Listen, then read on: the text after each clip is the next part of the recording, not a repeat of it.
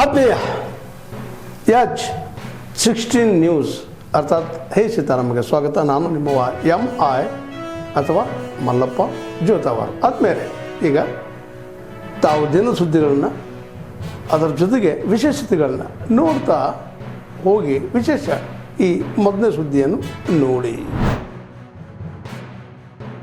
ಬೆಸ್ತ ಸಮುದಾಯ ಕಾಯಕದ ಸಮುದಾಯ ಅಂದರೆ ತಪ್ಪಾಗಲ್ಲ. ಗ್ರಾಮೀಣ ಪ್ರದೇಶದಲ್ಲಿ ಅನ್ನ ಕ್ಷೇತ್ರದಲ್ಲಿದ್ದಾರೆ, ಕಾಯಕವನ್ನೇ ನಂಬಿಕೊಂಡು ಜೀವನ ಮಾಡ್ತಕ್ಕಂಥ ಸಮುದಾಯ ನಮ್ಮ ಗಂಗಾಮತ ಸಮುದಾಯ.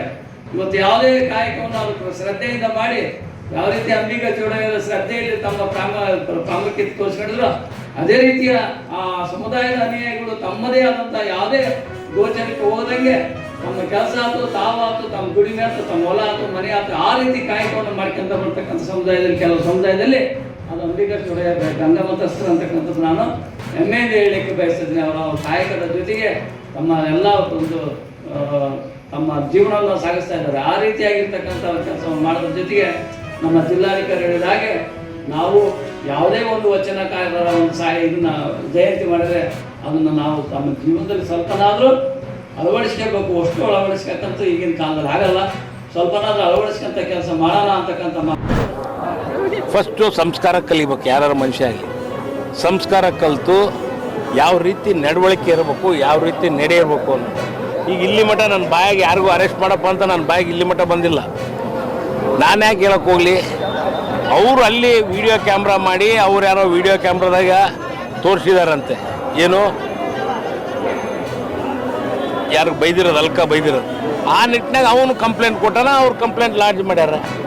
ಅದಕ್ಕೂ ನಮಗೆ ಏನು ಸಂಬಂಧ ಐತಿ? ಹಾಂ, ಅವ್ನು ನೋಡಿದರೆ ಅವನು ಮುಂಚೆ, ನಾನು ಈಗಲ್ಲ ಅವ್ನು ನೋಡ್ತಿರೋದು ಯಾರನ್ನ, ಹರೀಶನ್ನ. ಅವ್ನು ನೋಡಿದ್ರೆ ಅವಾಗ ಕ್ರಿಕೆಟ್ ಆಡ್ತಿದ್ವಿ ಜೊತೆಗೆ, ಅವಾಗಿಂದನೇ ಎಲ್ಲರೂ ಕೂಡ ಗುದ್ದಾಡೋನು, ಅವಾಗ ಅರ್ಕ ಅನ್ನೋರು. ಅದಕ್ಕೆ ಎಲ್ಲ ರೀತಿಯಿಂದ ಒಂದು ಸಮಾಧಾನದಿಂದ ಎಲ್ಲ ಜನಗಳಿಗಾಗಲಿ ದಾವಣಗೆರೆ ಜಿಲ್ಲೆ ಆಗಲಿ ಅಭಿವೃದ್ಧಿ ಪದದ ಹತ್ರ ಹೋಗೋಕ್ಕೆ ಏನಾಗಬೇಕು ಅದನ್ನು ಮಾಡಲಿ. ಅದು ಬಿಟ್ಟು ಅವನು ಹರಿಹರ ಕ್ಷೇತ್ರ ಬಿಟ್ಟು ಈಗ ಹರಿಹರದಾಗ ಮಣ್ಣೇರು ಬಂದಿದ್ರು ಬೆಳಿಗ್ಗೆ, ನಮಗೆ ಮಣ್ಣು ಹೊಡಿಯೋಕೆ ಯಾವುದು ಇಟಿಗೆ ಬಿಟ್ಟಾರು. ಅದಕ್ಕೆ ನೀವು ಹೋಗ್ರಪ್ಪ ಶಾಸಕರನ್ನ ಕೇಳಿ ಪರ್ಮಿಷನ್ ತಗೊಂಬರ್ರಿ ಅಂದೆ. ಏನಪ್ಪ ಹಾಗೆ ಪರ್ಮಿಷನ್ ಅಂದರೆ ಎಲ್ಲ ಒಂದು ಲೀಗಲ್ಲಾಗಿ ಮಾಡಿರಿ.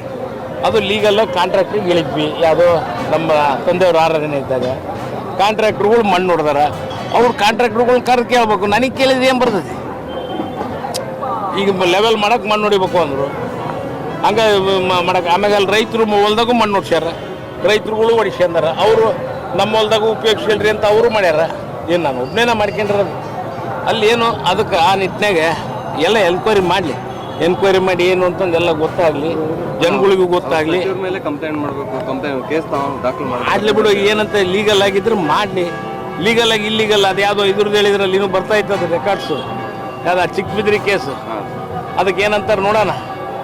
ಅದು ಎಲ್ಲ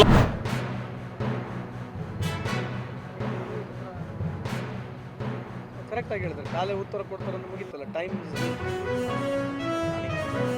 ಡಿ ಕೆ ಶಿವಕುಮಾರ್ ಸಾಹೇಬ್ರು ಹೇಳಿರ್ತಕ್ಕಂಥ ಅವ್ರಿಗೆ ಟೋಲ್ಡ್ ಟೈಮಲ್ಲಿ ಟೈಮ್ ಬಂದಾಗ ಆಗುತ್ತೆ ಅಂತ ಹೇಳಿರ್ತಕ್ಕಂಥ ಅರ್ಥ ಇದೆ. ನೀವು ಅವ್ರನ್ನೇ ಕೇಳಬೇಕು.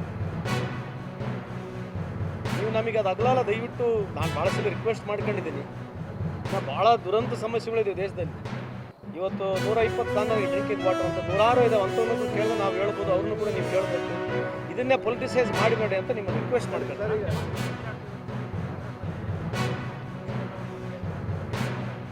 ಕಾಂಗ್ರೆಸ್ ಒಬ್ಬರಿಬ್ಬರು ಮಾತಾಡಿದ ತಕ್ಷಣ ಕಾಂಗ್ರೆಸ್ ಅಲ್ಲಲ್ಲ ಸರ್.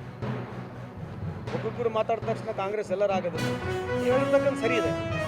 ಶಾಸಕರು ಮಾತಾಡೋದು, ಈ ಕಡೆ ಆ ಕಡೆ ಮಾತಾಡೋದು, that does not mean they represent entire Congress. I respect all my media friends. So my humble request ಉಟ್ಟಿ ಇದನ್ನು ಕೇಳಬೇಡಿ ಅಂತಕ್ಕಂಥದ್ದು ನಮ್ಮ ರಿಕ್ವೆಸ್ಟ್ ಇದೆ. ಕೇಳಿದ್ರೆ ಉತ್ತರ ಕೊಡ್ತೀವಿ. ಅದಕ್ಕಿಂತ